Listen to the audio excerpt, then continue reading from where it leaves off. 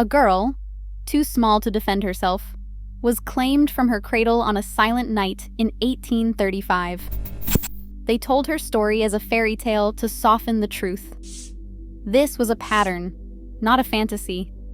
Rituals of removal disguised as kindness. What happens when agency is erased so quietly, no one notices until it is too late? This is that story, stripped of its disguise. She arrived in silence, smaller than a seed, shaped by longing and the hush of midnight. Her first breath belonged to the inside of a flower, a tulip, red-veined and heavy with dew, opening not for sunlight but for something unnamed. There was no celebration, no witness except the petals themselves. The world around her was vast and unbothered. Her cradle, a hollowed walnut shell, rocked gently on the polished wood. She fit inside it as if she had been measured by absence. Outside, the night pressed against the glass, indifferent. Inside, she slept, hands folded, eyes closed, a secret kept in miniature. The air was thick with the scent of earth and water.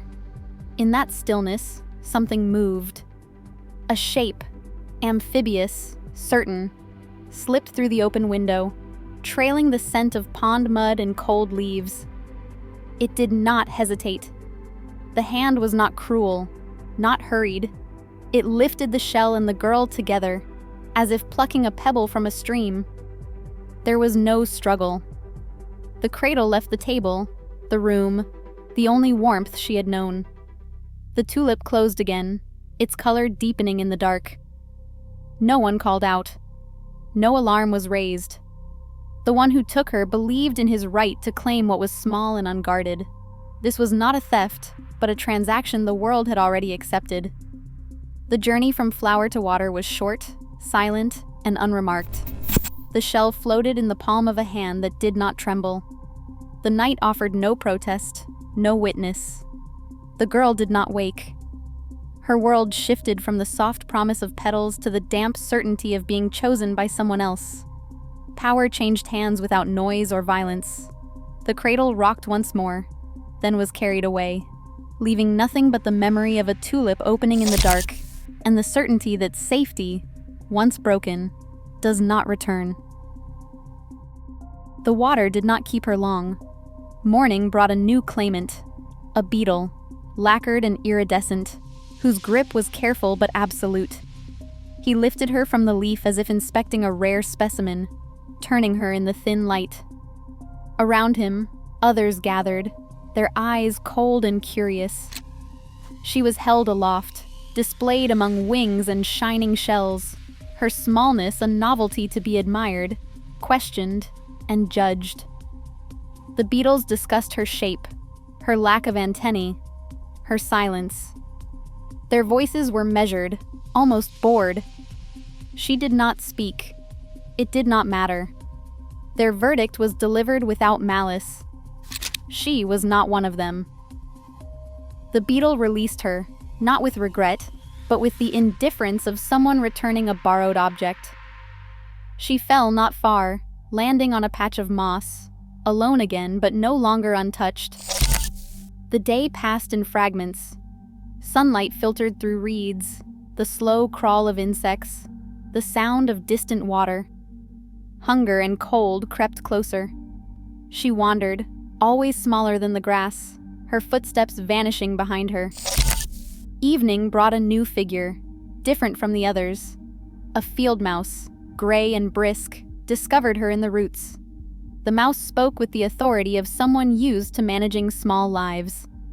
She was invited inside, offered crumbs and warmth, a place to sleep beside the pantry wall. The mouse's words were soft, practiced, and final. Here, she would be safe. Here, she would be useful. The mouse explained the rules with a gentle certainty. There would be chores to keep her occupied, visits to expect, guests to please. Each instruction was delivered as kindness, each expectation as a favor. Thumbelina nodded, her hands folded in her lap, her voice unused. The mouse smiled, satisfied. Outside, the world pressed in, but inside, everything was arranged.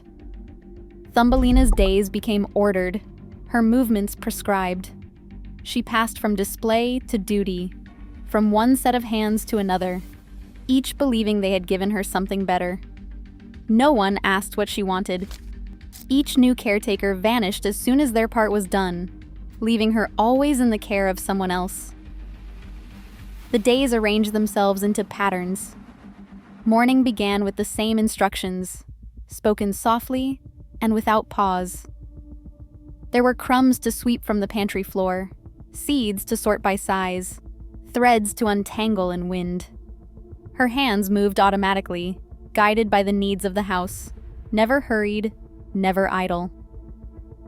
The field mouse observed her work with the quiet satisfaction of a manager whose system runs without complaint. Each task was small, but together they filled every hour.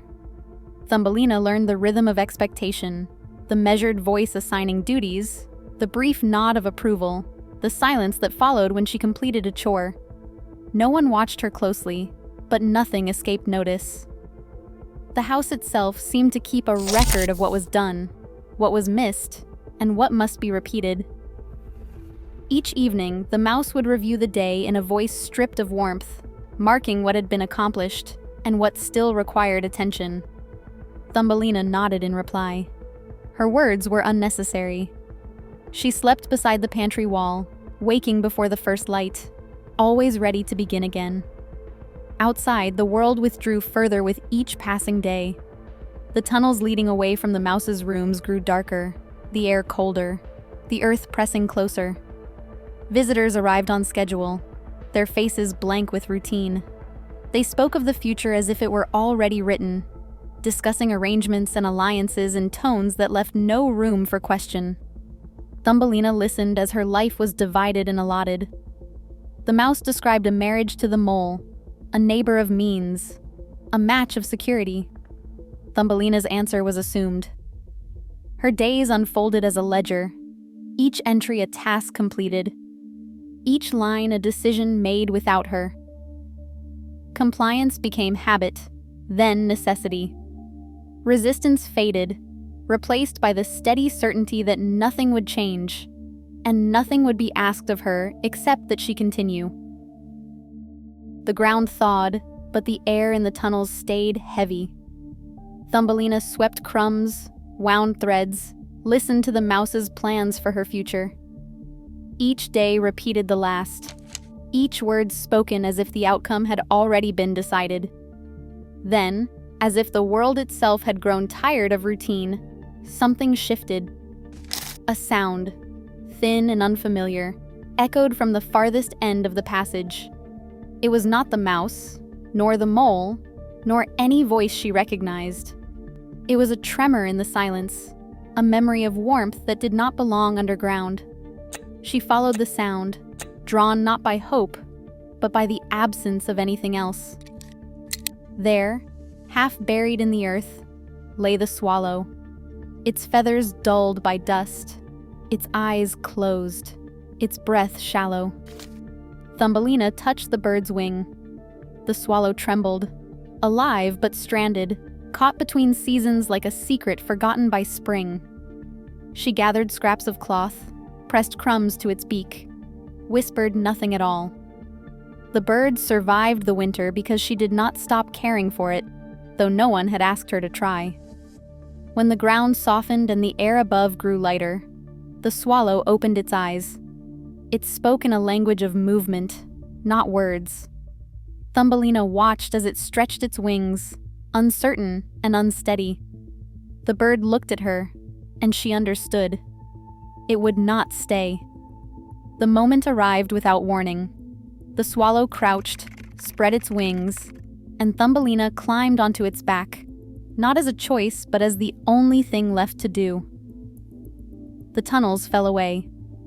The mouse's house, the mole's darkness, all shrank to memory.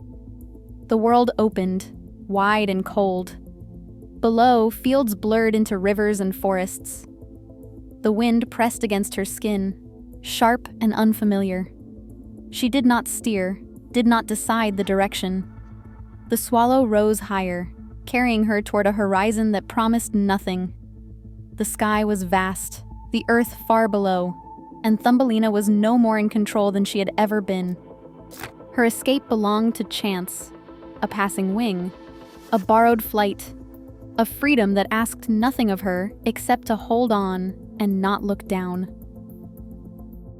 Today, stories of voicelessness still hide behind gentler names. The machinery of control adapts, silent and unchallenged, wherever agency is small and silence is expected. Thumbelina's warning endures. What is normalized is rarely questioned. The most dangerous cages are those no one notices being built. Share your thoughts below.